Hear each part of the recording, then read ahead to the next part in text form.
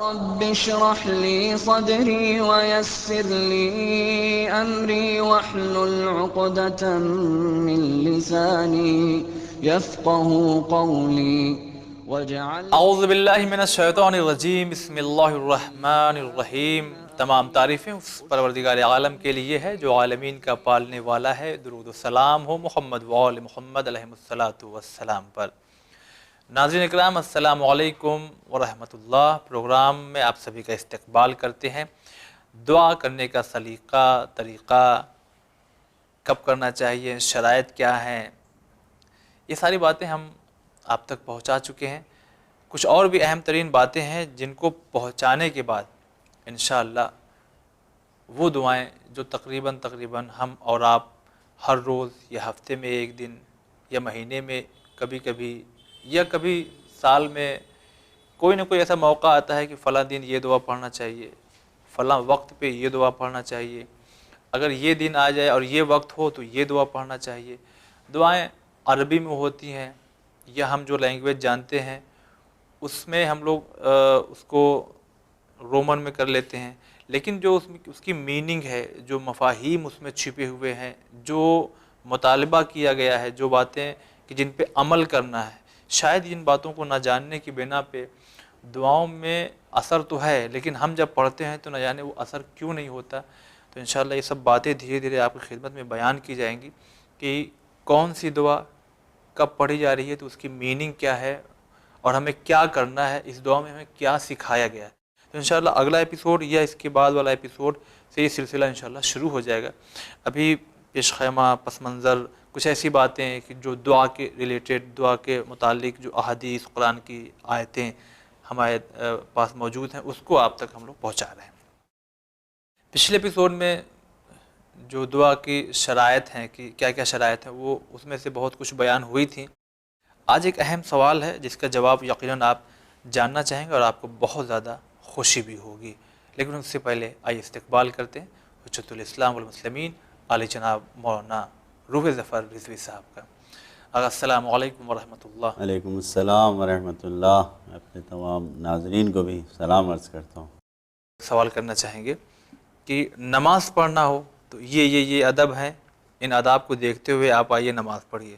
مسجد میں جانا ہے، ہمارے جو غیر مسلم بھائی ہیں وہ چرچ میں جاتے ہیں، مندر میں جاتے ہیں، گرودوارے میں جاتے ہیں، ہر جہاں جو ہے ایک تہذیب ہے، ایک ادب کا دائرہ بتا دیا جاتا ہے کہ اس طرح سے آنا ہے۔ ڈاکٹر کے کلینک میں بھی جانا ہے تو ہمیں اس طرح سے جانا ہے، اسکول جانا ہے تو اس طرح سے جانا ہے۔ ہم خداوند عالم کی بارگاہ میں اب جا رہے ہیں دعا کرنے کے لیے۔ ادب کیا ہے، تہذیب کیا ہے، طریقہ کیا ہے، اہل بیت نے ہمیں کیا سکھایا؟ احسن۔ آداب دعا ایک مسلسل موضوع ہے اور بہت سے آداب بیان کیے گئے ہیں، اور آپ کے سامنے مختصر الفاظ میں بیان کر دوں کچھ روایتوں میں جو آداب بیان کیے گئے ہیں دعا کے۔ سب سے پہلی چیز جو دعا کے لیے ادب کے طور پر بیان کی گئی ہے وہ یہ ہے کہ انسان کو توجہ رکھنی چاہیے کہ ہر دعا سے پہلے بسم اللہ الرحمن الرحیم کہنا چاہیے۔ سبحان اللہ۔ جب بھی کوئی دعا، کیونکہ ہمارے نبی کریم نے یہ ارشاد فرمایا ہے لا یرد دعا اولہ بسم اللہ الرحمن الرحیم، وہ دعا قبول رد نہیں ہوتی، یعنی ہرگز رد نہیں کی جاتی وہ دعا جس کے شروع میں بسم اللہ الرحمن الرحیم ہے۔ اگر بسم اللہ الرحمن الرحیم کے ساتھ انسان دعا شروع کر رہا ہے تو یہ دعا رد نہیں ہوتی، یہ ادب ہے۔ جی، اور بالکل واضح سی بات ہے کہ ہر دعا کی شروعات اللہ کے نام سے ہونی چاہیے، بے شک۔ اور انسان چاہتا ہے اگر اس کی دعا قبول ہو اور اس کا انجام اچھا ہو اور آخر تک پہنچ جائے تو ضروری کہ اللہ کے نام سے شروع کرے مکمل ہونے کے لیے، کیونکہ ایک دوسری روایت میں ہے کہ کل امر ذی بال لم یبدا بسم اللہ فہو ابتر۔ نبی کریم نے فرمایا کہ ہر وہ کام جو بغیر بسم اللہ کے شروع کیا جائے وہ ناقص ہے۔ ابتر کے معنی تمام مسلمان جانتے ہیں، قرآن مجید میں ابتر کا لفظ آیا ہے سورہ کوثر میں، ان شانک هو الابتر ہے، نبی آپ کے دشمن ابتر ہیں، یعنی دم بریدہ۔ اس کے ڈکشنری میں لغوی معنی اس کے یہی ہے، دم بریدہ، یعنی کیا مطلب؟ یعنی دشمنوں کی نسل ختم ہو گئی۔ صحیح۔ تو اب آپ یہ دیکھیے کہ یہاں پر ہر کام جس میں بسم اللہ الرحمن الرحیم نہیں آ رہا ہے اس کے لیے یہ ارشاد ہو رہا ہے کہ وہ ابتر ہے، یعنی وہ پورا ہو ہی گا نہیں ہو سکتا۔ اگر بسم اللہ الرحمن الرحیم کہہ کے کام شروع کیا جا رہا ہے تو وہ پورا ہوگا، اگر بسم اللہ الرحمن الرحیم کہہ کے دعا کی جا رہی ہے تو وہ یقیناً پوری ہوگی، قبول ہوگی، باب اجابت سے ٹکرائے گی۔ لیکن اگر بغیر بسم اللہ کے دعا کی جا رہی ہے وہ دعا قبول نہیں ہوگی، پہنچے ہی کہ نہیں خدا کے بندے عالم کی بارگاہ تک۔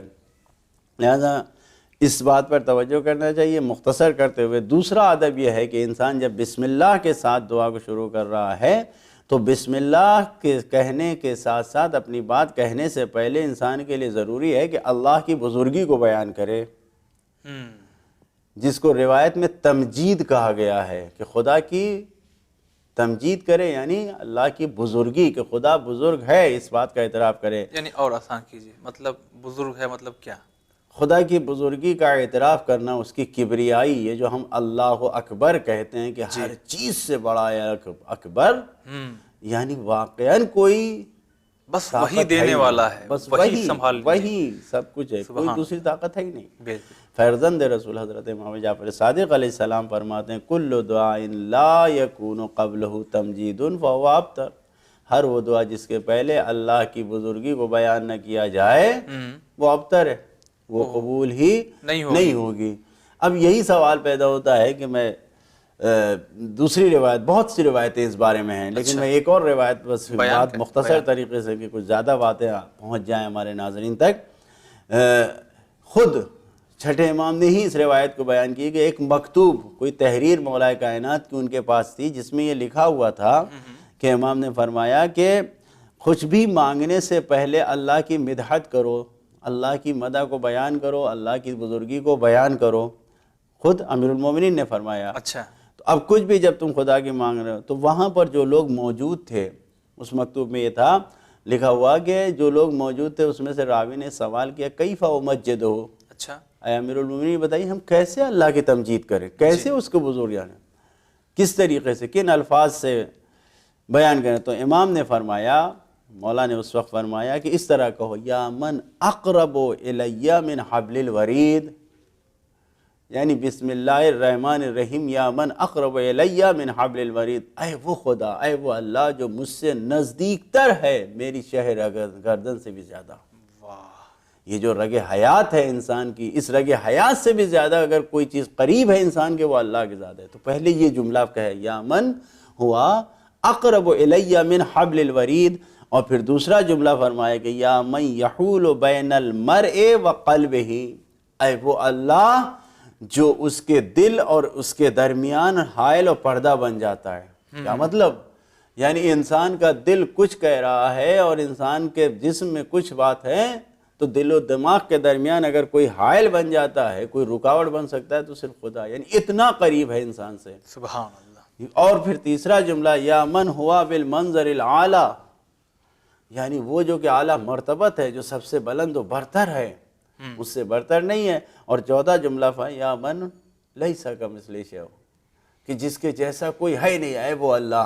ان چار جملوں کو اپنی دعاؤں سے پہلے انسان بیان کرے، یعنی یہی چار جملے کہ میں اس کو پھر دوہرا دوں کہ مولا کائنات نے جو فرمایا یا من اقرب الی من حبل الورید، یا من یحول بین المرء وقلبہ، یا من ہوا بالمنظر العالی، اور یا من لیس کمثلہ شیء۔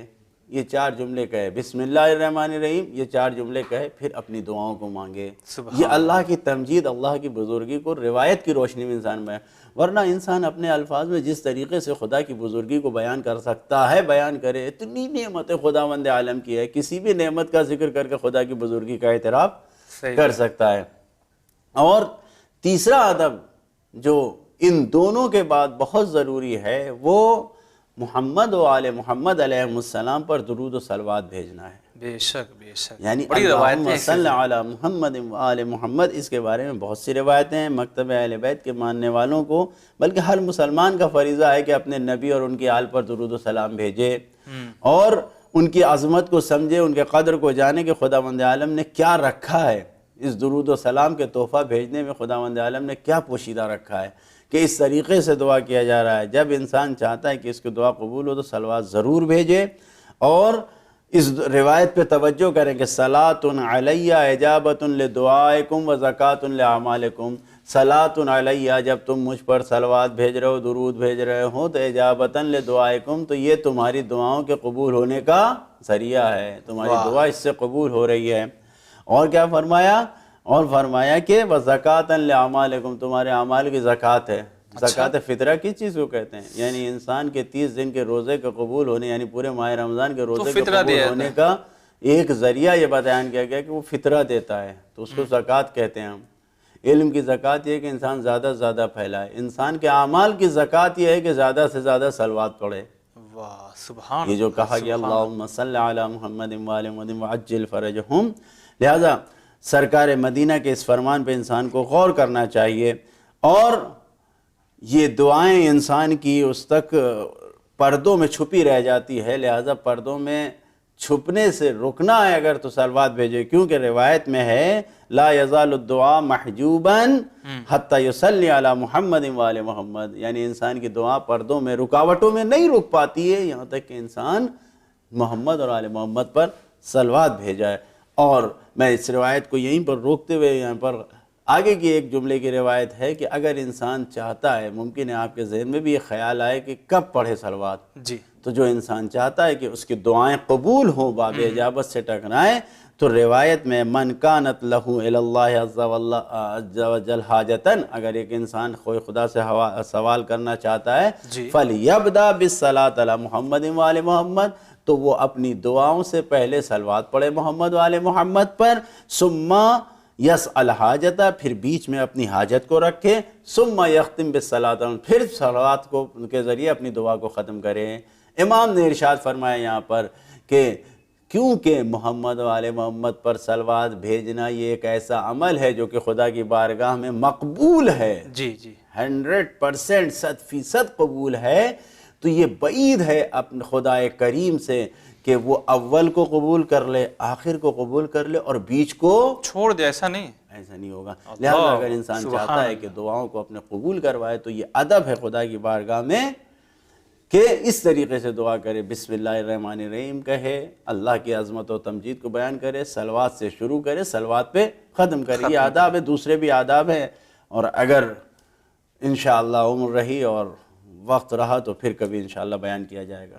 انشاءاللہ ضرور آگا۔ بہت بہت شکریہ ادا کرتے ہیں کہ آپ نے بڑی محنتوں کا مجموعہ بڑے مختصر سے وقت میں ہمارے ناظرین تک پہنچا دیا۔ خدا انشاءاللہ قبول فرمائے ہم سب سے۔ تو ناظرین، پروگرام کو یہیں پہ ختم کرتے ہیں، اور پھر وہی گزارش کریں گے کہ آج کا جو ایپیسوڈ تھا یہ علم سے بھرپور تھا۔ انشاءاللہ جو اگلا ایپیسوڈ ہوگا، کچھ اور اگر باتیں رہ گئی ہیں ہم محسوس کریں گے، یا آپ کے جو میسیج میل وغیرہ آتے ہیں ان کو دیکھتے ہوئے اس کو بیان کرنے کے بعد کوئی نہ کوئی ایسی دعا ہم منتخب کریں گے جسے ہم اور آپ اکثر روز، ہفتے میں ایک دن یا کبھی کبھی پڑھا کرتے ہیں، لیکن اس کی میننگ مفہوم نہیں جانتے تو وہ اثر نہیں ہوتا۔ تو اس پروگرام کو مسلسل ہر ایپیسوڈ کو دیکھتے رہیے گا، جو آپ کے علم اور معرفت میں اضافے کا سبب بن جائے گا انشاءاللہ۔ دعاؤں میں ہمیں بھی یاد رکھیے گا۔ محمد وآل محمد علیہ السلام پہ درود پڑھتے ہوئے اس پروگرام کو ہم ختم کرتے ہیں۔ آئیے ہم لوگ ساتھ میں پڑھتے ہیں اللہم صلی علی محمد وآل محمد۔ خدا حافظ۔ قال رب اشرح لي صدري ويسر لي أمري واحلل عقدة من لساني يفقه قولي